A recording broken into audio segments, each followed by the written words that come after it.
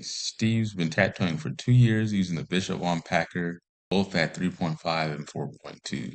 Difficulty with the eyes and realistic shading on my portraits. What I do is, in small areas like that, I wouldn't force myself to use a mag. Use a liner, and get comfortable using the same motion you do shading, but you're gonna use a liner to work in these smaller areas because it's gonna be really difficult to do that with a mag. Experienced artists can do that. I've seen David Vega do this, but even sometimes he'll use a liner in like a really tight area. So for that, it would probably be easier to use a liner. I see you have a good understanding of light source and everything. All the shadows are where they should be, and lights open where it should be. But I would say that you need a little bit more mid-tone in there. So I see you're doing a solid line under the edge of the eye right there. You've been doing that in all the eyes. So that takes away a lot from the realism of affected things. Also, yeah, just some more mid-tones. Your light source, your understanding of light source is good. You just need a little bit more mid-tone. Same thing here. Like I wouldn't put a hard white line there because that's just going to take away the realistic effect. Any hard edges, you're going to just make it look more illustrative than realistic. So not sure what voltage you're running on, but I would say try to get something that has either a lower stroke or lower your voltage so that way you can get more passes in and try to build up those tones. Good work so far. You're only 2 years in, so it's gonna take a lot more time to like master the craft. I'm still learning every day, but keep at it. Okay, again, Eric's 2 years in here. So the thing I will say about tattooing is that you guys are doing really good for your time frame. It's just something that's just gonna take a lot of time to get even with the stuff after David Vega corrected the things I was doing wrong with tattooing because that's all he's doing. He's correcting mistakes. It's not like some secret sauce is going to make you magically better overnight. Even after he corrected the things I was doing wrong with my tattoos, it still took me a year to process that and be able to implement it properly. And I'm still learning that. So give yourself guys time. Like don't get super frustrated with the process. You guys are doing a great job. So Eric here's 2 years in. He's using a 4 stroke and then one with a 3.5 and one on a 2.5 for the F cane irons. Buttery shading, being able to probably build up solid blacks so I can push a certain part of the tattoo forward. So nice tones here. Looks like you're doing pretty good with packing the blacks here, and I see these darks are really pushing those mid tones forward and the use of the open skin. Looks like you're doing a good job to me. I think you just need to give yourself a little bit more time. I will say making sure those lines are a bit more solid because I see some of them came came out, but like you weren't maintaining the same amount of depth over there. Like your tattoos are already very contrasted. I think the other thing you're thinking about is looks like you're taking photos with natural light. You used to seeing people take photos with CPL filters, which can make their blacks look darker than they actually are in real life. So don't get fooled by the stuff you see on Instagram. A lot of people are editing their photos. Like even I edit my photos all desaturated and then sometimes darken it if the light from the video made it look not what it looks like in person. Like my goal is always to get it to as close as possible what it looks like in real life. A lot of the stuff you're seeing on Instagram is edited, and so it's going to make the blacks look darker than what they truly are in person because it's only so black that the tattoo can be unless you're using like a darker ink. So if you want them darker than what you're already doing, maybe try a darker ink, a triple black for your blacks. But I'd say it looks like your blacks are just fine. As far as smoother shading, use your lightest stroke machine. Say you had a 3.2. So use that thing and just build up more layers. Make sure you're going in a consistent direction. It's all the advice I always tell people. Like, see here, I see you're doing a lot of like bold lines and there's no transition from the lighter points. Yeah, I'd say just get more confident with your transitions. Like you're doing a good job with your darker tones. I just say you're from darker tones to your mid tones and you just work on the transitions because like see how sharp that shadow is. In reality, there would still be a little softness to it, In real life, nothing's straight hard line. Just doing more layers, taking your time, maybe slow your hand speed down or slow down your voltage. One of the two, but it seems like you're just moving faster than what you're able to give your brain time to think about the tattoo. So Yusuf said that he's having trouble using larger needle configurations, especially the 15 to 30 needle configurations, because he's used to doing single liner work with his tattoo. There's nothing really I can say that'll help you improve that. Just can see it, just try to see it as a brush because it's going to take you time to get used to it. Because the only difference is you're going to do the same motion you do to shade with a single liner that you do with a mag.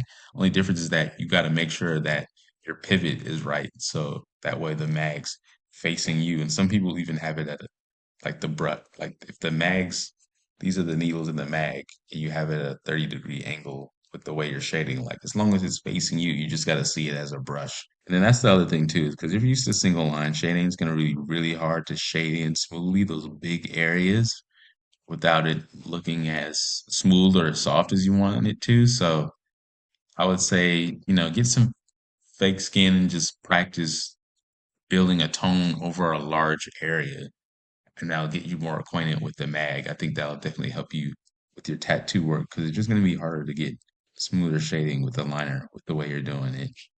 If you want to stick with the single liner though too, it looks like you may be running your voltage a little bit too high in relation to your hand speed because like if we're being honest, it's not as clean as it could possibly be because it is difficult to do that, but it is possible. But you have to be very patient and your hand speed and motion needs to be extremely consistent. So it's all the same. It's just so, just being consistent, being patient, taking your time and not rushing through the tattoos. Okay, Jonathan. So he's been tattooing for a year and 4 months. He's got an adjustable stroke machine from 2.4 to 4.2 millimeters. Okay, so you got a good range there. Difficulties being consistent with the shading and tone of gray or packing. So we got that. And my, oh my, that is really good work for only being that amount of time. And I know anime can be really difficult because it's just pure line work and you're doing that shading. You got to get straight mid-tone flat across it and you got to come over it and do a darker tone to get the shadow. And it has to be really clean. So this one looks good. It looks like, are you using a single liner for those? These lines are teeny tiny. I would say maybe use a 3 so you can get those little bolder lines in. It's going to be harder to get them super clean over a piece with a single liner because that's what it looks like you're using. Yeah, see, same thing here. It looks like your lines are super faint. So it's going to be hard to get those lines really clean if you're using a single. For your shading, it looks like, from what I can see, it looks like you're using an extremely light tone and going over it multiple times to try to get the darker tone, or you're using a mid tone and not saturating enough. So whatever voltage you're on, maybe lower the voltage and pace yourself. Like, so if this tattoo took you, let's say, 3 hours, try doing it in a way that's going to take you 5. 9 times out of 10, you'll find the tattoo will come out better. Um, so again, tattooing is not a race. You want to take as much time as you can. Even if the client's going through it, set up a day to tell them, hey, I'm not going to charge you again, but we're going to have to finish the tattooing of the day if you're not going to be able to sit through the session. Be transparent with them. But the goal is to take your time so you can improve as much as you can. You can give yourself more time to make decisions while you're tattooing, because that's what you're doing, just making a bunch of tiny decisions when you're tattooing. So the slower you move, the less chances you have for errors because, if you're trying to make a decision, it's like driving a car. It's going to be harder to get in an accident if you're driving 15 miles an hour. But if you're driving at 100 miles an hour, the likelihood of you being in an accident is much higher. Okay, Al is from Canada and you've been tattooing for a year and 7 months now. You're using the Dragon Hawk Fold Pro. You run your lines at 3.9 and 3.2 or 3.6 depending on the placement. Okay, that's good. Yeah. I use the same machine. It's a good machine. I like it a lot. You said soft shading, sometimes it looks patchy. When I go over to fill the negative space to get rid of the patchy look, I would darken it too much. So I used to do that exact same thing when I was tattooing. And you'll find that once you have that patchy look, like where it's lighter in some spots, it's going to be almost impossible to go over it and clean up the area without darkening the whole tattoo. So when that happens, it's kind of like not really much you can actually do about that, except let it heal, try to go over it again. And from this looks fantastic. Like you did a great job. Mid-tones in there where it's lighter, where it needs to be lighter, it's lighter. Looks like you packed your whites in great. Really good job on that. I like that one a lot. I like when people do those little shiny bubbly things. Let's see. Yeah, top of that shoulder is really sensitive. I always find that like people tend to do blowouts right there. That's happened to me a million times. Lowering your stroke up here because for some reason the skin is thinner. It's probably due to the fact that it's a joint and it's the top of that shoulder. That skin stretched out a lot more, and it's usually less fat up there. So you're gonna find the skin to be thinner. You're next to a bone, so but apart from that, I mean, your black's looking good. But I see what you mean about the shading. I can see the direction you were going with it, with your mag, and it's making those dots. So it's about you need a cross hatch. So don't just go one direction. You want to change it so you're just masking your work because if you don't want to be able to see the direction you went with the needle. That's the goal is to not be able to see that. Yeah, good job here. It looks like, are you shading with a liner? Because I can see your pixels, they look bigger than than what they would from a mag, unless you're not using bug pin mags. But yeah, I see what you mean about the openings here. Tell everybody this, but just slow your hand speed down. Try that just so you can make sure you don't be scared to drag the needle across the skin and lift it up. Don't people like just like swipe at the tattoo really fast and because you're scared to hurt them, but like drag that needle across, make sure you're just laying in dots. You don't want it to be lines that the marks your mag is using or the liner. You want it to be little dots, moving fast enough just to create those waves of dots. But you want to do it consistent direction enough where you're getting a clean layer. That's all it is. You're just laying your pixels really clean down one layer at a time. So yeah, just slow down, give yourself some more time. You're doing a great job. Only a year and 7 months in, killing it. We have Alan here. Been tattooing for about a year. He used the Bishop Hat Wand Packer with the 4 millimeter stroke and then the shader at the 3.0 stroke.